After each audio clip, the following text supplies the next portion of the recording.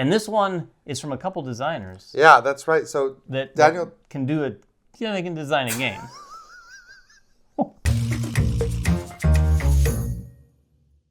Welcome back to the table. Today, Ryan and I are taking a look at a new game from Board & Dice. It's not quite out yet, but this one is called Tiletum, and this is the next T game from them, and it is the Euroist of Euro games. It is. This is another one from Daniele Tascini, who popularized that whole T game genre, but this is a co-design actually with Simone Luciani, who is one of my favorite designers. He worked on Marco Polo, Barrage, games like that.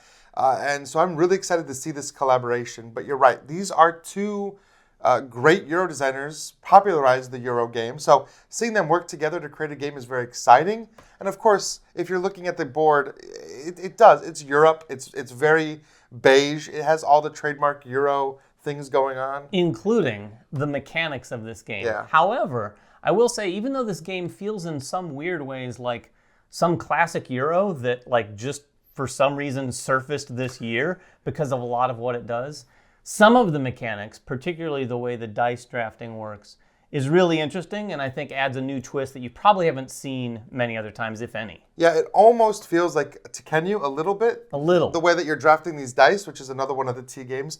So yeah, like David said, there's a lot of DNA from Euro games present in here. And the theme, of course, is very classic. You're just moving around Europe, placing pillars out on the board in order to contribute to the construction of cathedrals, and you're moving a merchant around to build trade houses, trying to build in as many cities as you can. But the interesting twist here is that there's only 4 rounds, and you're going to these fairs. And that's kind of the whole concept of the game is built around, trying to get to these locations in order to score points every round. Yeah, and today we're going to give you a very, very brief overview and then kind of go through all of the actions, because the game is definitely built around the actions that you take, because those actions will let you interact with this giant map over here, this king track over here, these 2 sets of tiles here, and then, of course, your player board, which has a fair amount going on as well.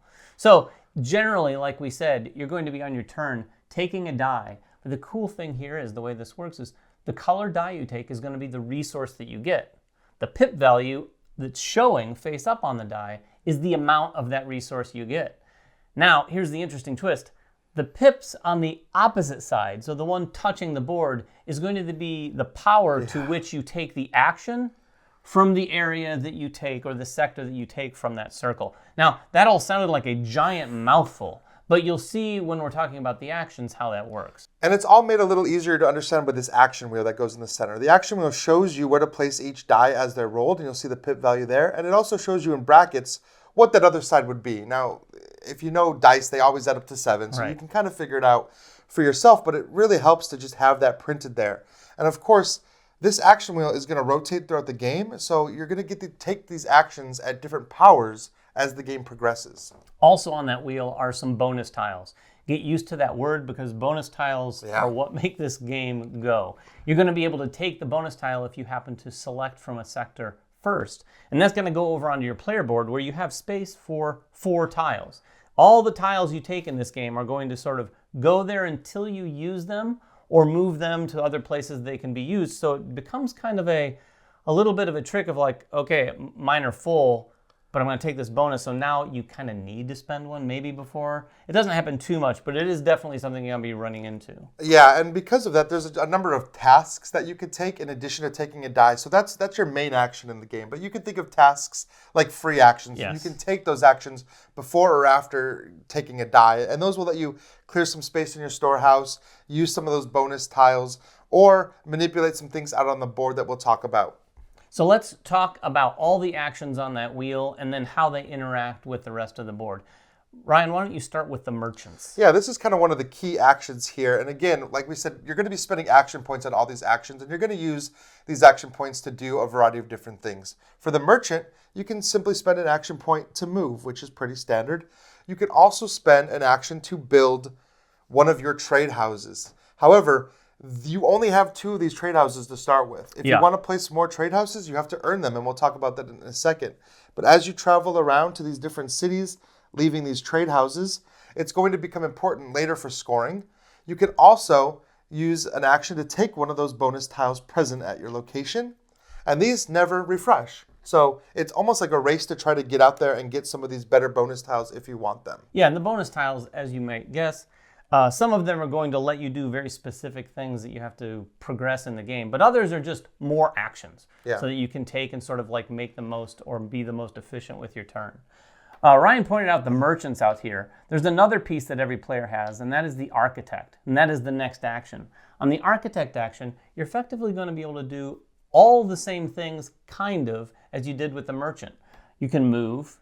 Instead of placing a trade house, you can actually place a pillar.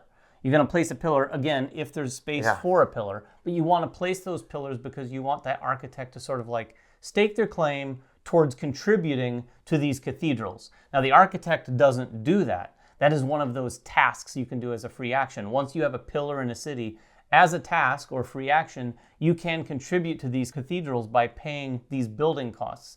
Those are going to be points, but you're going to want to collect as many of these different types of points as you can because, like many Euros, there's points to be had everywhere. And again, you only start with 2 of these pillars at the start of the game. You have to earn more pillars. So as you're playing and taking these actions, you're going to need to be unlocking pillars and unlocking trade houses to place on the board. And you're going to do that through the next 2 actions we're going to talk about.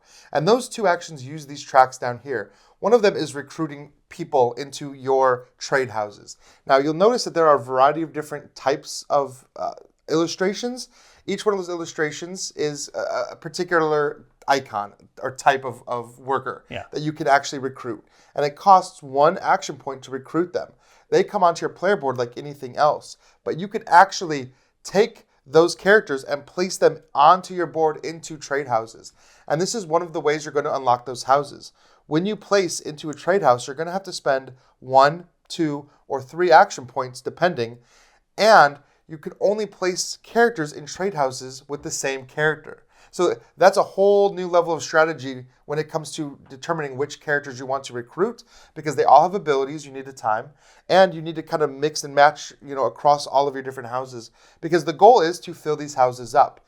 If you completely fill up a house, that's how you unlock another trade house that comes into your supply and can then be put out on the board. So you're already starting to see how these actions are so intertwined. You have to do some in order to unlock the others. Yeah, and interestingly, back to the dice and when you take them, the power of the action, as you can imagine, comes into play there because you might take a 1 resource from the character pool or the sector, but taking a 6 action, you're going to have a lot of action points to spend. So you can take characters, but then, like Ryan said, you could use some of those points, which you have to get those characters from your holding ground over here. Yeah. So those dice are a very interesting mechanic because you might need resources, and believe me, you will need resources, so those 6s over there look great. But keep in mind, the 1s also look great because then you can use a massive power action with a lot of action points. Yeah, a 6 only gets you a 1 action, though. So that's the thing. Now you can actually power up these different actions by filling up these houses. In addition, you also get a bonus tile that you can place out. And then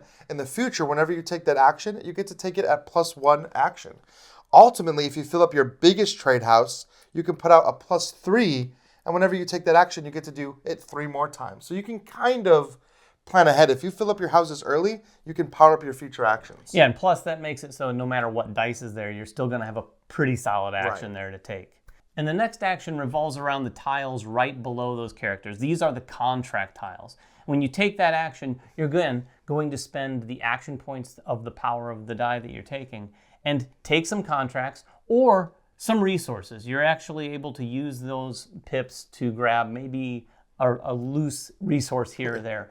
But the contracts are going to be effectively objectives to complete. Sometimes, though, you're going to see some of those crests. Those crests will pop up everywhere. Yeah. There might be some up on the action wheel. There's some out here on the map. Everywhere you'll see them.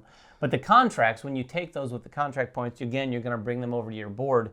And then, as a task, you can complete a contract. This is a free action. So the contracts are going to have usually some amount of points, but then some resources that you have to spend. That's great, getting points. But like Ryan said, we're trying to get these pillars as well. So when you complete a contract from left to right, you put them up there, freeing up the next pillar so that you can get more pillars out on the board so that you can get some of those cathedral tiles. Yeah, it's quite the challenge to balance that, to make sure that you always have the pillars and houses you need to put out on the board. Yeah.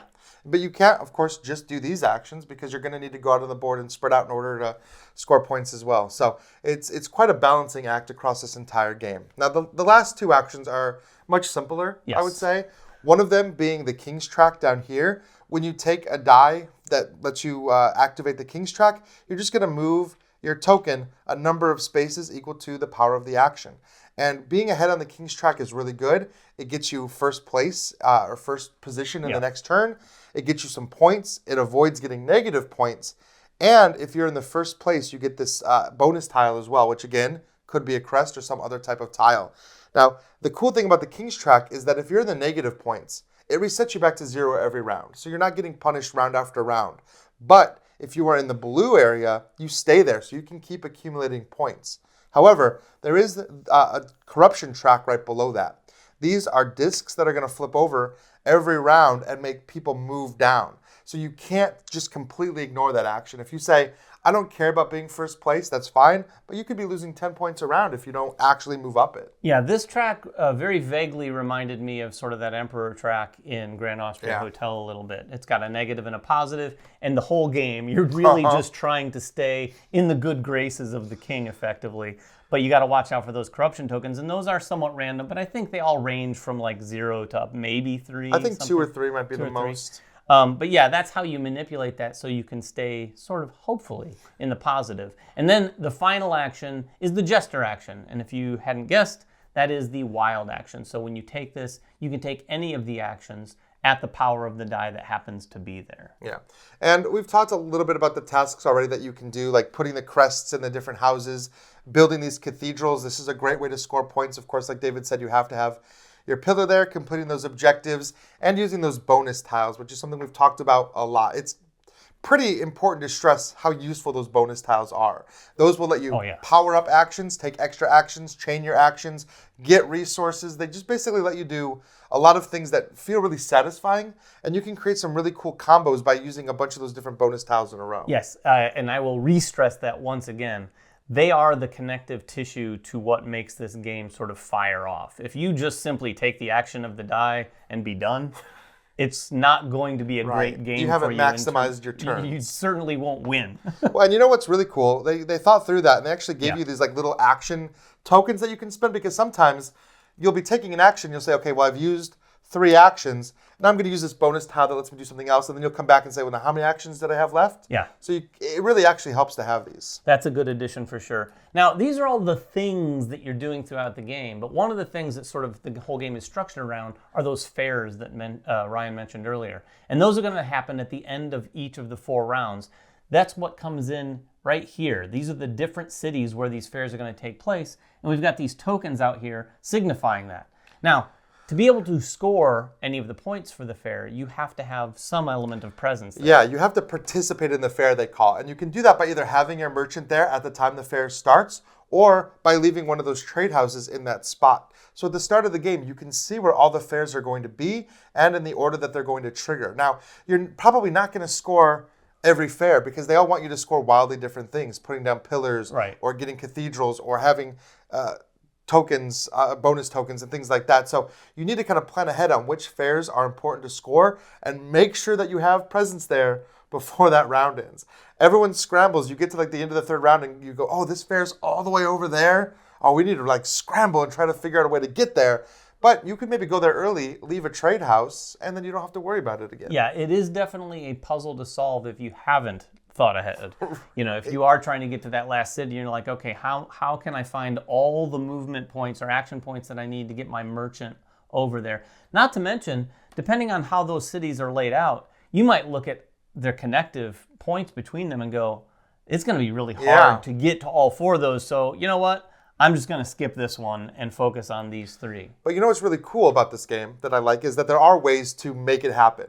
There are so many different things. Like you see here, this tile, bonus tile that just gives you 3 merchant actions. If you can get your architect down there, then you can maybe move your merchant where they need to go. Or when you take your crest and you put your crest on your player board, you're triggering some actions. Some of those allow you to just move your merchant anywhere. So you can kind of look at everything available to you and figure out that puzzle. And that's a really satisfying moment. Yeah, any game like this that has all those bonus actions, those end up being games where you can utilize all these little pieces to sort of glue together the main actions to get done what you want to get done. The other thing I want to say about this, the fair scoring in particular, this is a very variable game. You set this up, and it's always going to score Tiletum at the beginning, but then the other 3 cities are randomly placed, not to mention the scoring itself is going to be somewhat random because you place tiles. And there's a lot of tiles there. There's a lot. One for each city, and then there's a bunch of different scoring tiles. Yeah, and you'll notice that each scoring tile has a number of victory points. There's some that are printed on the board that will always happen, and then the fair tile itself adds a number of victory points as well. So the different combinations of points mean some rounds might be more profitable than others, and that's going to be different every game. Yeah, so that is basically all the things that you can do in Tiletum. We haven't done it justice, I don't think, but that should give you a good idea of how you're building all of your points in this game. You'll probably have to experience the game itself to really see and appreciate those bonus tiles, though, because I'm trying to think of another Euro game that really relies on that. Anything that has a lot of free actions that lets players sort of turn a little turn into a really big turn, this game has that in spades for sure. I mean, there are so many ways to do it. I mean, I talked about, too, the characters having bonus actions when you place them in the houses, and then there's tiles that let you place characters. Like, you can just create some crazy chains, and your turn is just doing, 5 or 6 different actions because you changed so well. Yeah, it's really cool. It's definitely one of those things where you're going to think, well, I can't do this. And then one moment later, you're going to go, oh, wait a minute. Oh, I can do that. And that's such a satisfying feeling. We're going to get some more plays of this in, and hopefully even get some content up showing a little bit of how the game plays. But until then, if you have any questions at all, make them in the comments below. We'll try to jump down there and answer what we can. We have, I think, enough experience to answer some questions. But until next time, make sure everyone has fun at the table, and we'll see you then.